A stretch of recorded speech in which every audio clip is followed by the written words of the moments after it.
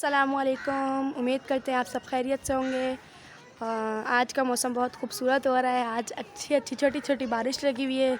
बहुत ज़बरदस्त मौसम है। और ये कंप्लीट हमारी नानों का घर है, 3 पोर्शंस वाला, बहुत अच्छा है। और ये हमारे मामू के पौधे हैं।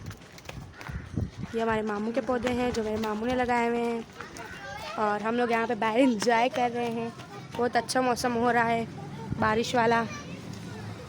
ये पौधे शौधे हैं, इधर सामने भी पौधे, इधर सामने भी पौधे पौधे। और बच्चे खेल रहे हैं। ये मेरे मामू की कार है। बारिश देखिए, बारिश,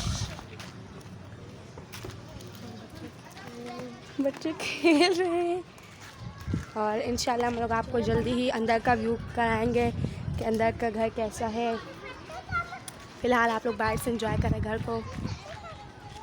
यहाँ पे पौधे लगे हुए हैं, कैमरास वगैरह हैं, कैमरास, सीसीटीवी कैमरा, और ये बैग्स वगैरह हैं सबकी। और बहुत अच्छा मौसम हो रहा है। छोटी छोटी सी बारिश लगी हुई है। बस फिर आज का वीडियो यहीं पे एंड करते हैं।